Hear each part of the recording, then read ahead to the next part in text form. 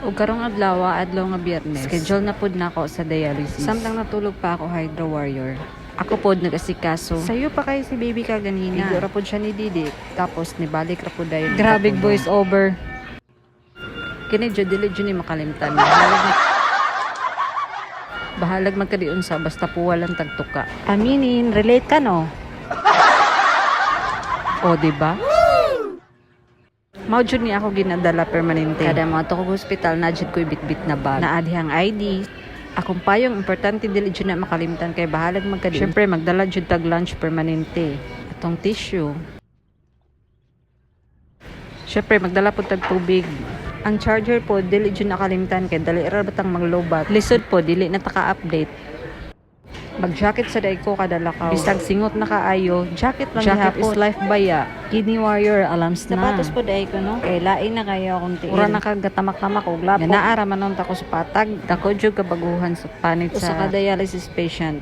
Pero honest review, mga nakakita sa ako din na unsa may inyo maistorya. Dako na jud kausaban na akong panit. Sanglit ayo na lang kahibong. Wala pa gani ko kalakaw, basa na kayo ko sa singot.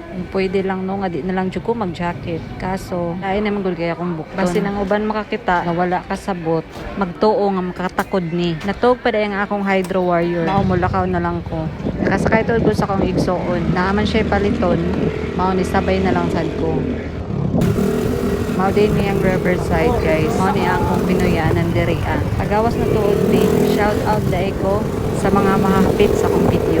Ako ra tuod usab mo adto guys sa Ormoc. Kaya naman ako usahay. Sa dayon sa karapod ko musakay. Pero karon kay naaman ako igsuon. Okasyon na lang. Ngari na lang ko sa terminal sa jeep. Dili na ako maghinuwat dito sa highway. Kadali ra man pud ang turno diri ah. Makalarga man sa dayon. Samtang ga video ko, wala ko kabantay na aday nagsigig tawag na ako. At tingala na lang ko, paglingi na ako diri sa pikas. Nagtinawag na dahil si Maricel sa ako. Parang nagshock ko kadali da. O to, ni okasyon na lang kung sa kay, diba? Bisunod na lang po ko sa iya.